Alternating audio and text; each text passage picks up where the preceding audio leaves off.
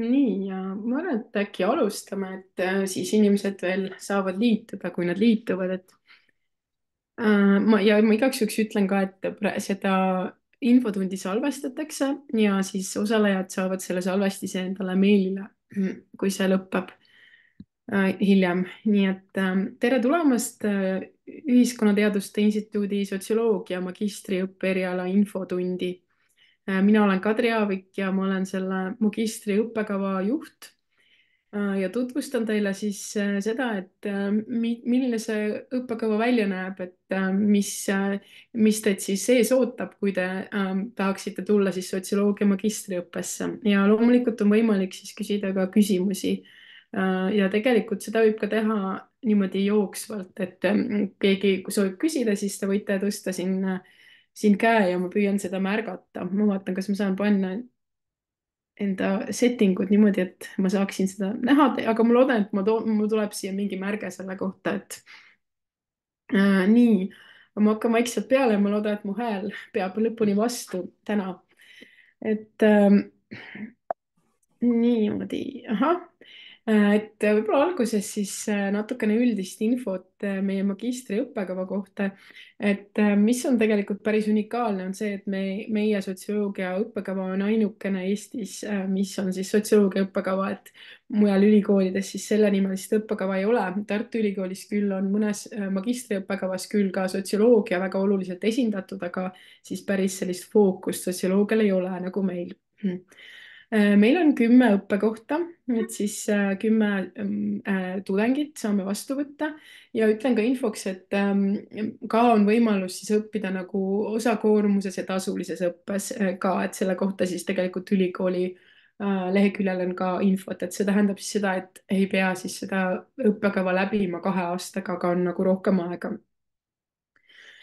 Ja see õppekava on avatud õppekava, et see tähendab siis seda, et põhimõtteliselt on oodatud inimesed siis väga erinevatelt erialadelt, et meil ei ole selles mõttes piirangut, et teil võib olla bakalaureusekraad siis ükskõik mis valdkonnas, aga kui noh, tõepoolest, et eelistatud võib-olla või kuidas ma ütlen, meile väga meeldiks, et kui inimestel on mingisugune taust või huvi sotsioloogia vastu või näiteks uurimismeetodite alane mingisugune kogemus või midagi sellist, et see on nagu annab sisseastumisel teatud eelise. Meie õpe on eesti keeles, et loengud toimuvad eesti keeles. Kuigi on siis magistriõpingute jooksul on vähemalt üks aine, mis tuleb läbida inglise keeles ja lisaks on siis võimalik ka võtta nagu valikainetena ka siis midagi inglise keeles. aga ma siiski ütlen, et me nagu eeldame ja me väga tahaks, et nendel kandidaatidel ja üliõpilastel, kes meil tulevad õppima, oleks siis sellised päris head inglise keele oskused ja seda seetõttu, et väga paljud siis meie õppematerjalid ja tekstid, mida me loeme, on inglise keeles, et eesti keeles paraku siis sellisel tasemel, mis on siis vajalik sotsioloogia magistriõpingutes, et ei ole nii palju siis või on väga vähe sellist eestikeelset materjali. Nüüd selle õppekorralduse pealt veel siis nii palju, et tegu on siis sellise tsükliõppega, et see on selles mõttes annab võimaluse paindlikult ühendada oma töö õpingutega. Ja see siis näeb välja niimoodi, et need õppesessioonid nagu toimuvad siis reedeti ja laupäeviti. Ja selles mõttes, kui tihedalt nad toimuvad, et eesmärgiks on muidugi, et teil iga nädal päris ei oleks õpet, et saaks natukene ka puhata, sest muidu need nädalavahetused võivad olla päris intensiivsed, aga et see oleneb ka sellest, et kuidas siis, tähendab, osad ained toimuvad ka koos mõne teise õppekavaga, et kuidas seda annab sobitada. et praegu on küll niimoodi, et on kippunud olema, et on päris tihedasti, et kasvõi isegi iga nädal, aga me püüame omalt poolt teha nagu endast oleneva kõik, et oleks võimalik siis natukene harvem seda teha ja praegu on meil sellise uuendusliku elemendina, mida me planeerime, arvestades meie praeguste magistrantide soove, on selline nagu veebiõpe ka siis osaliselt, et seda paindlikkust veel lisada ja oleme mõelnud siis, et igal 3. nädalal võiks siis toimuda sessioon veebi teel, et siis jääb ära see siis ülikooli kohale tulemine. et võimalus on siis kodust õppida ja osaleda Zoomi teel nendel sessioonidel, aga siiski püüame anda võimaluse ka neile, kellel ei ole kodus võimalik Zoomi teel õppida, osaleda loengutes, seminarides, et ka ülikooli majas siis me saame mingi ruumi kinni panna, et saab ka niimoodi. et ühesõnaga me püüame siis lähtuda väga ka õppijate vajadustest.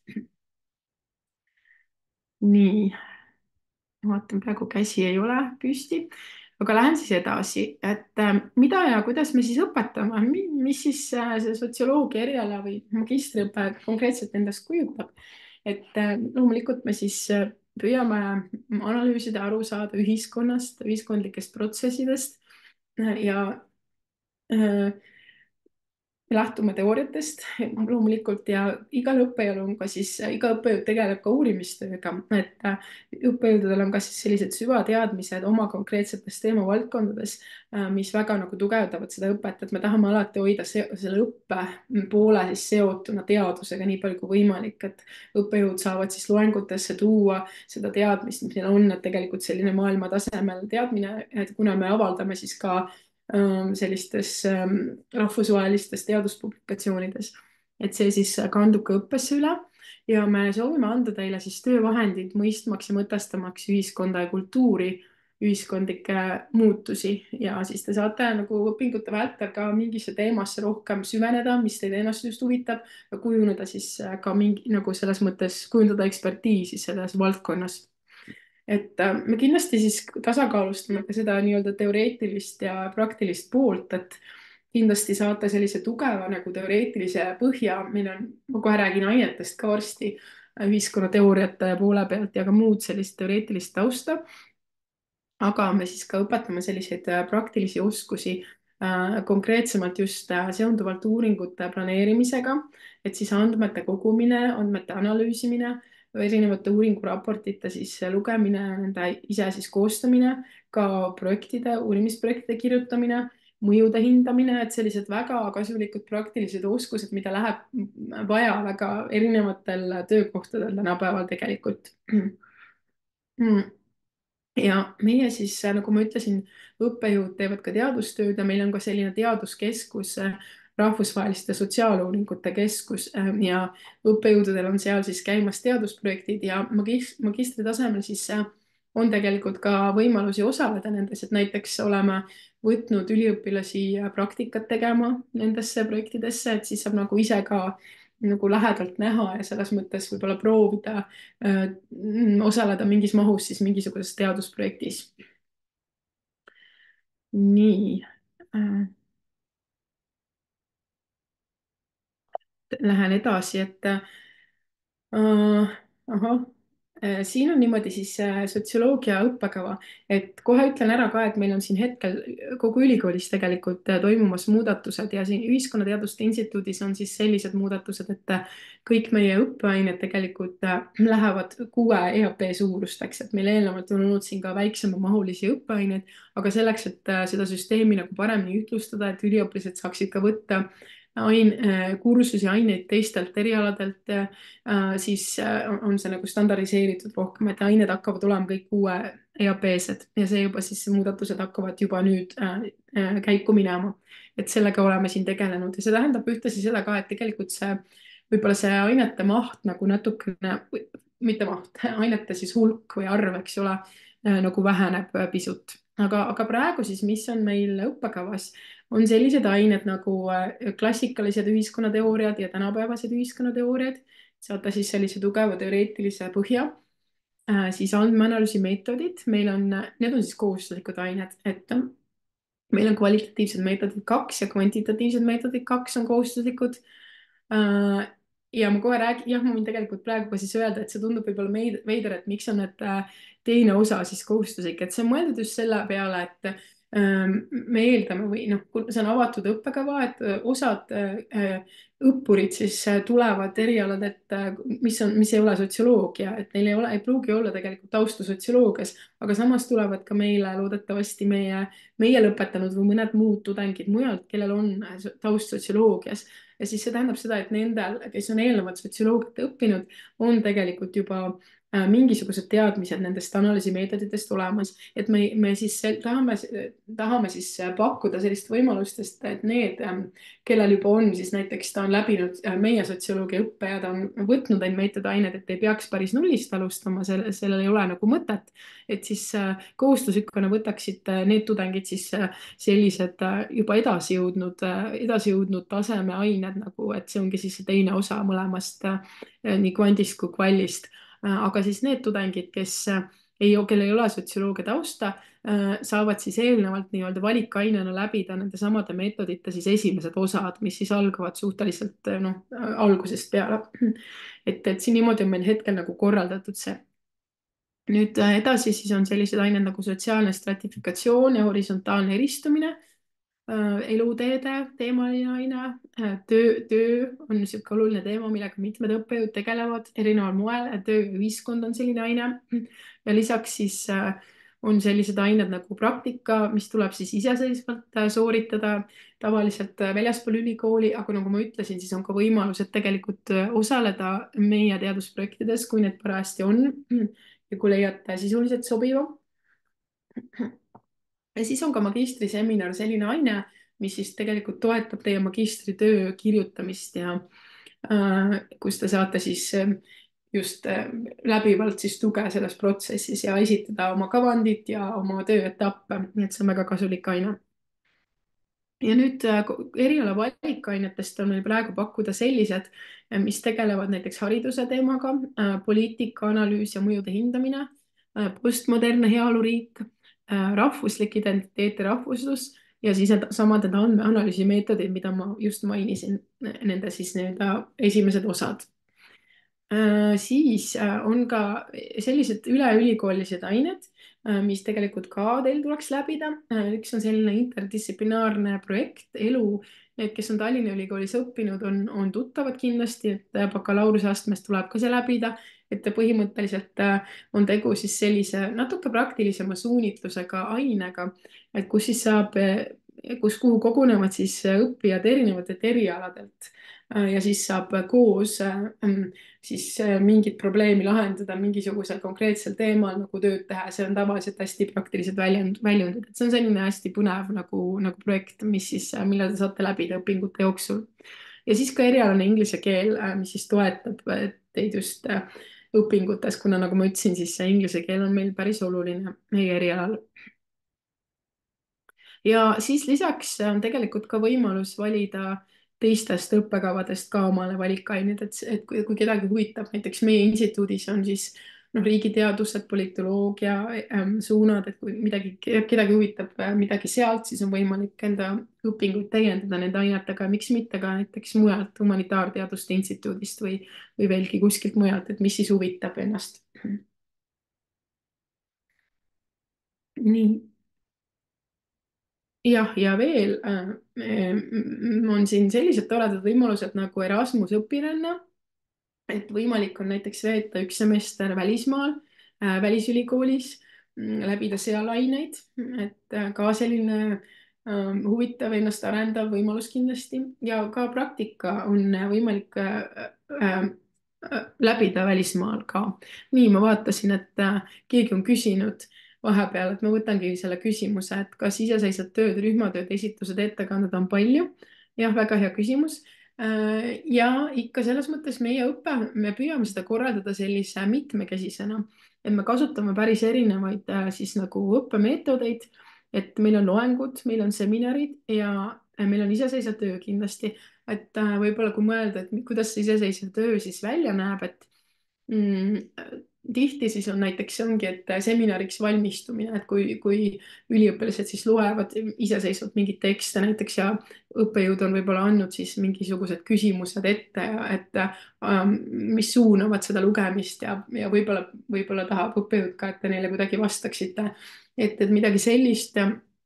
Ettekandeid jah, ka mingil määral, et näiteks mõnes seminaris ongi, et iga üliõpilane näiteks valib ühe siis seminari teksti, mida ta esitleb.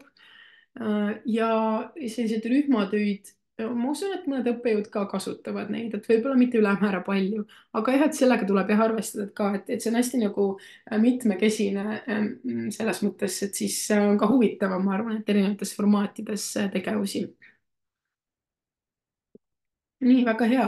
Kui keegi soovib veel küsida, siis küsimusi saab panna siia chati ja ma täiesti näen neid siin. ma proovin nüüd selle chati akna kinni panna, nii. Edasi, keda me ootame õppima, et põhimõtteliselt nagu ma ütlesin, avatud õpe, et kõigil, kellel on siis bakalaureusekraad, on võimalik kandideerida. ja tegelikult me tahaksime inimesi, kes siis soovivad mõista seda, mis toimub meie ühiskonnas, et ja näha just selle taha, et nii palju asju, nähtusi on meil väga iseenesestmõistetavad, et võib-olla me kriitilise pilguga neid ei vaatle, aga meie just õpetame teid siis seda tegema, et me ei võta asju iseenesestmõistetavalt, aga me vaatame, mis seal taga on. et noh, võib-olla natukene üldiselt siin, aga natukene sisuliselt siis öelda, et me õpetame siin teid mõistma sotsiaalseid norme, ebavõrdsust, sotsiaalset ebavõrdsust ja nende kujunemist, võimusuhted ühiskonnas on oluline teema. noh, sotsioloogias üldiselt, et kuidas indiviid suhestub siis ühiskonna institutsioonidega, on ju, et kuidas nad üksteist kujundavad, kuidas erinevad sotsiaalsed rühmad ühiskonnas toimivad. nii et siin on väga-väga palju selliseid nurki, aga noh, jah, ja siis kuidas siis ka erinevaid sotsiaalseid protsesse analüüsida ja teha erinevaid siis tõenduspõhiseid järeldusi, et see puudutab siis just seda analüüsi toote meetodite kasutamist. ja kui te näiteks on soov teil, kas võib-olla juba praegu töötate ja tahate ennast täiendada või soovite töötada näiteks analüütikuna. analüütikud tõesti tegutsevad väga erinevates töövaldkondades ja asutustes, et sotsioloogia õpe kindlasti annab hea baasi selleks, noh, nõuniku või infojuhina, et näiteks meie õpetajad päris mitmed tegutsevad ministeeriumites ja riigiasutustes. võib-olla mainida ära, et jah, Sotsiaalministeeriumis kõrgetel kohtadel näiteks võrdsuspoliitikate osakonnas on meil õpetajaid. meie praegune võrdõigusvolinik Kristjan Veske on lõpetanud meie magistrikraadi saanud meilt, et meil on selles mõttes päris kirju nagu seltskond inimesi ja tööd võib tõesti leida erinevates valdkondades. mitmed on läinud erasektorisse ka, näiteks Statistikaametisse, et neid kohti ja siin jah, ei jõuagi üles loetada, et see annab tõesti sellised väga erinevad avarad võimalused edasi noh, täiendada ennast praegusel töökohal või minna tööle kuskile muule erialale. ja et või kui tegelete erinevate arengukavade või strateegiatega, siis ka sotsioloogiaõpe sobib väga hästi. aga jah, laiemalt siis, et inimesed, kes soovivad oma maailmapilti avardada ja võib-olla kriitilist mõtlemist arendada, et tõesti see kriitiline mõtlemine on selline natuke klišeelik, et ma tean, et paljud erialad reklaamivad ennast niimoodi ja eks kõik ju õpetavad kriitiliselt mõtlema, see on selge. võib-olla igaüks natukene oma nurga alt, aga ma julgen lubada, et meil kindlasti on sellel nagu oluline rõhk pandud sellele aspektile. ja noh, ja nüüd, kui oli juttu siin, et võib minna siis tööturule ja erinevates valdkondades ja ametites töötada, siis ka miks mitte. loomulikult on võimalus jätkata ka nii-öelda akadeemilisel teekonnal, kui keegi seda soovib, et doktoriõppes näiteks sotsioloogias või siis ka teistel sotsiaalteaduste erialadel, et sotsioloogia nagu annab sellise jah, võib-olla hea baasi selleks, et ka teistele siis sotsiaalteaduste erialade kandideerida. nii, nüüd natuke ma juba rääkisin nendest nii-öelda eripäradest ja eelistest, et kui ma alustasin sellega, et on ainuke selline sotsioloogia magistriõppe eriala Eestis, et ja rääkisin ka sellest, et on avatud õpe, et selles mõttes jah, et sobib nii siis muu taustaga inimestele kui ka sotsioloogia eriala lõpetanutele ja näita mulle. nii, kas keegi küsis või mikrofon ei jäänud kogemata sisse?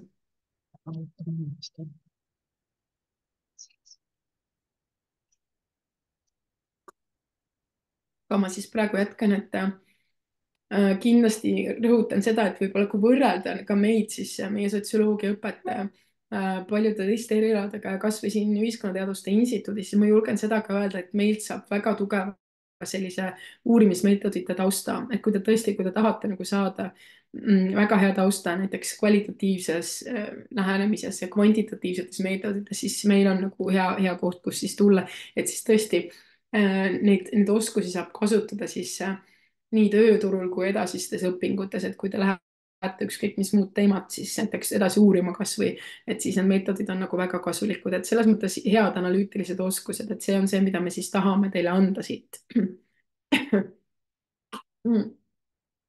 ja siis saab süvitsi uurida enda valitud teemat, et kui te sisse astute, siis teil ei ole vaja veel teada seda, et mida te siis oma töö fookuseks nagu valite, on ju.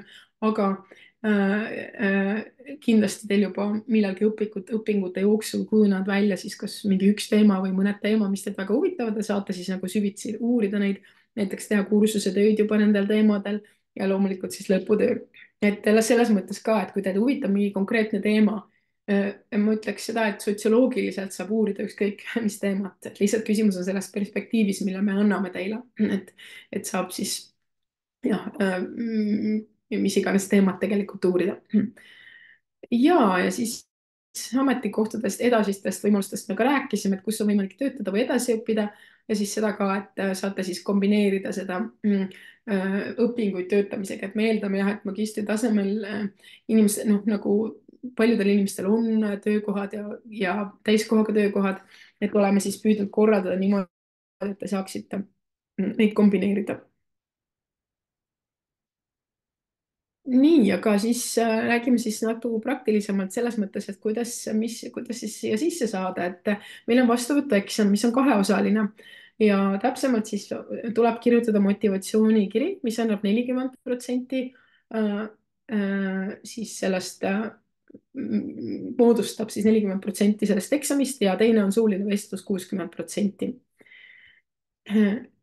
nüüd see motivatsioonikiri, et see kõik, kogu see info on tegelikult ka üleval loomulikult meie sotsioloogia leheküljel, Tallinna Ülikooli kodulehel, et sealt te leiate ka, aga siin rõhutame siis üle mõned olulised punktid, et see on siis kusagil 700 kuni 1000 sõna pikk, see motivatsioonikiri ja seal me siis tahaksime, et te tutvustaksite ennast, et kes te olete, mida te olete varasemalt teinud, õppinud, töötanud ja võib-olla siis seda ka, et milline on teie seos sotsioloogia erialaga, mis huvi teil on, et siia õppima tulla, et mis on võib-olla eelnev kogemus, eelnevad teadmised ja huvi.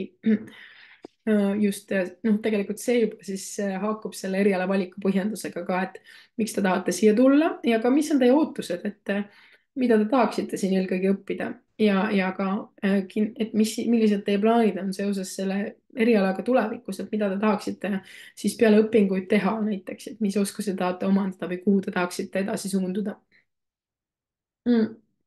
ja nagu ma ütlesin, ei ole vaja siis magistritöö teemat siis kohe paika panna või seda ei pea sisseastumisel tegelikult teadma. aga me siiski tahaksime, et te tuvastaksite, mõtleksite ühele olulisele sellisele uurimisteemale või sotsioloogilisele probleemile ja tutvustaksite meile seal motivatsioonikirjas seda, et mis see uurimisteema või küsimus teil oleks ja miks seda oleks oluline uurida ja ka see, et siis kuidas seda võiks uurida näiteks.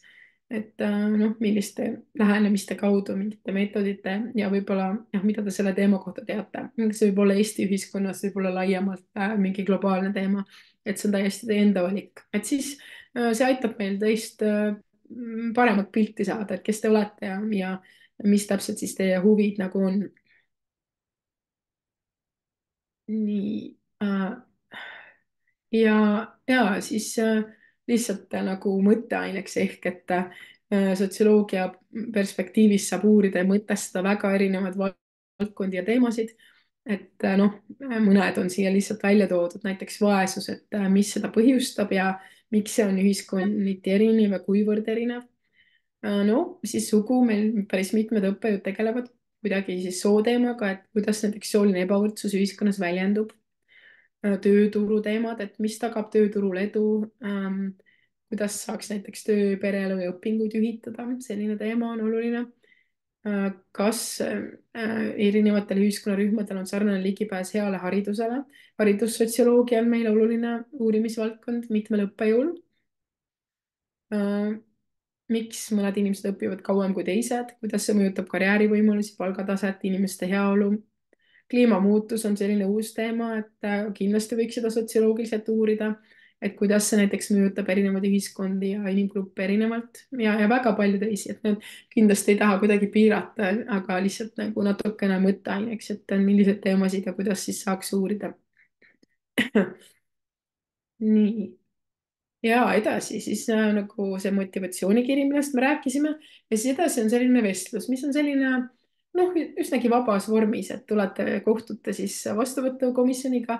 eelnevalt me oleme lugenud läbi teie motivatsioonikirja ja saanud teist siis mingisuguse pildi ette.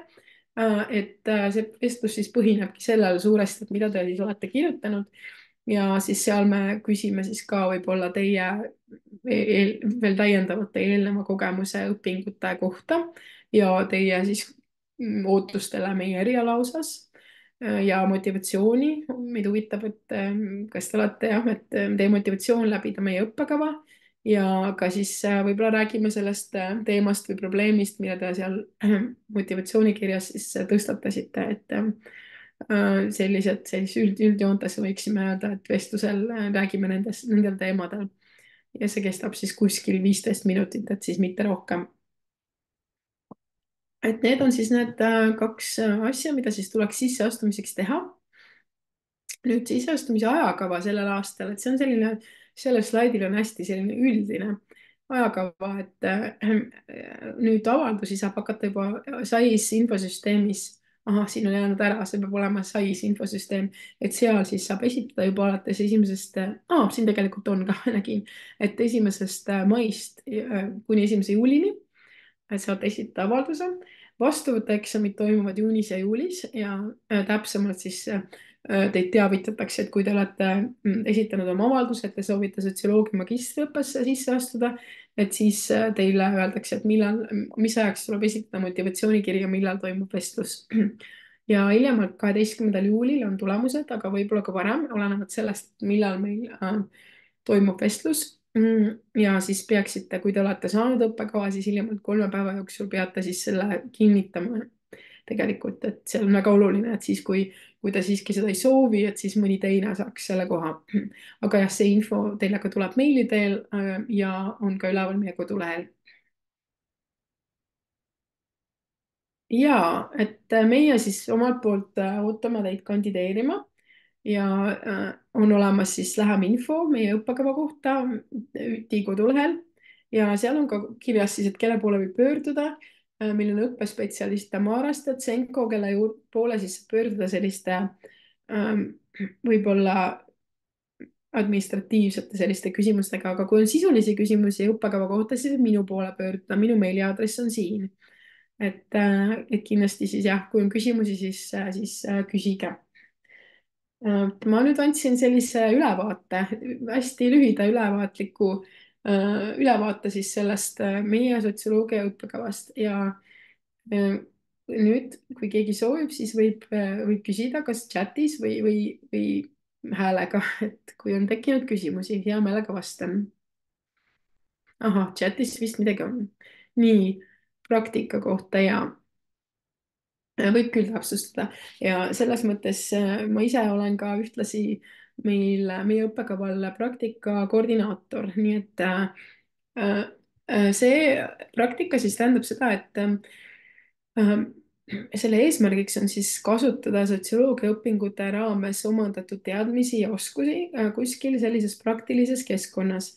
et te saaksite siis mingi sellise kogemuse, et näiteks kuidas siis on näiteks võib-olla töö sotsioloogina või noh, sellist ametikohta ei ole kuskil tegelikult väljaspool ülikooli, aga et te saaksite rakendada neid teadmisi ja oskusi kuskil siis töökohas, kuskil organisatsioonis ja ülesanne tegelikult on üliõpilastel see koht ise leida, et tavaliselt minnakse siis kas kuskile riigiasutusse, ka erasektorisse või kolmandasse sektorisse, et peamine on, et te valite siis endale sellise huvipakkuva võib-olla valdkonna või teema ja siis leiate siis sellise organisatsiooni, kes teid vastu võtab.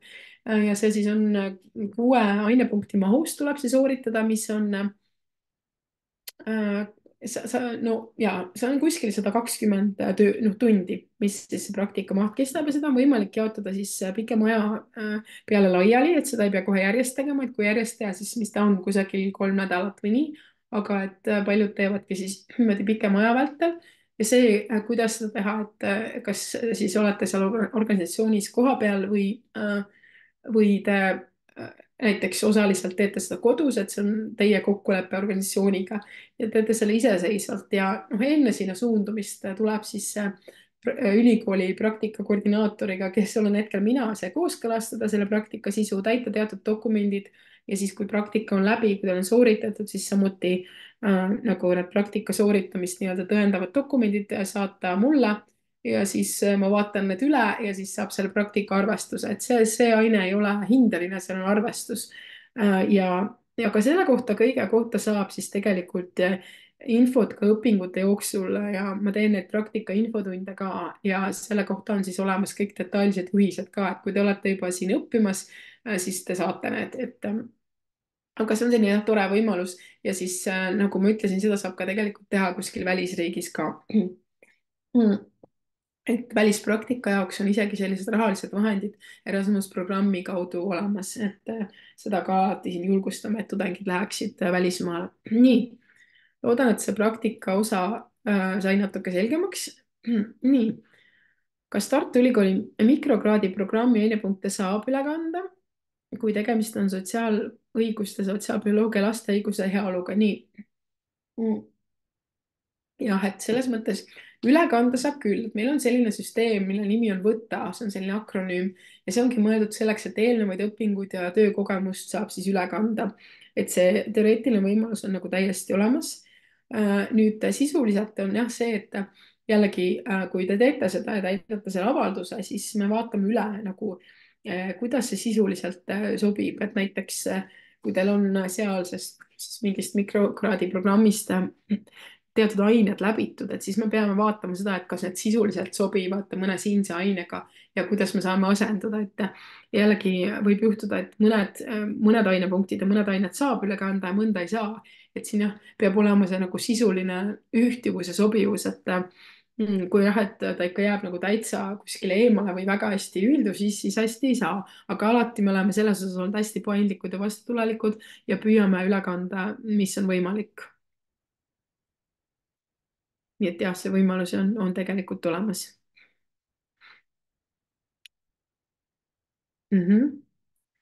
nii, et kas on äkki veel küsimusi? Hea meelega vastan, saab küsida ükskõik kas sisu kohta või korralduslike küsimuste kohta.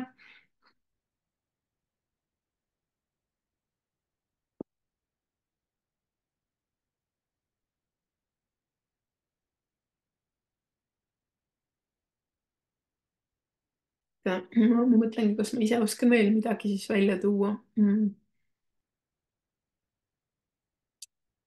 Ja, et ma arvan, et selles mõttes mm, kindlasti see teiste erialade ainete võtmine on ka hästi hea mõte, et te saate ikkagi oma selle õppekava sisu ka kujundada, noh, ka lähtuvalt sellest, et mis teid huvitab, et saate nagu teatud profiili, et ma ütlen, et teil on võimalus siis näiteks ka meetodite mõttes, et kui te olete rohkem huvitatud siis kvalitatiivsest lähenemisest, siis rohkem spetsialiseeruda sellele ja, või kui olete kvantitatiivsest, kui teid huvitab see statistika pool, kvantitatiivsete andmete analüüs, siis on võimalik väga tugevaks saada nagu selles. ja, ja siis ka lõputöö saate vastavalt valida, et kumba nii-öelda metodoloogilist lähenemist kasutate ja miks mitte ka mõlemad, et selles mõttes ka selline kombineeritud lähenemine on tänapäeval väga asjakohane ja kasutatakse seda, et jah, et just, et sisuliselt te saate jah nagu lähtuda suuresti ka oma huvidest, kuigi noh, on kohustuslikud ained ka, mis te peate nii-öelda läbima. aga jaa, et kui rohkem küsimusi ei ole, siis ma ei oska praegu omalt poolt midagi lisada, et jah, nagu ma ütlesin, siis see salvestatakse, te saate ka järgi vaadata, et kui on midagi jäi tähelepanuta või tahaksite midagi jäi segaseks, aga jaa, et siis meie ootame teid kandideerima ja loodame vähemalt mõnda teist näha siis meie sotsioloogia magistriõppes. et ma siis omalt poolt tänan teid osalemast ja ehk kohtume ja suur tänu. Ilusat päeva kõigile. Ja aitäh! jah, palun.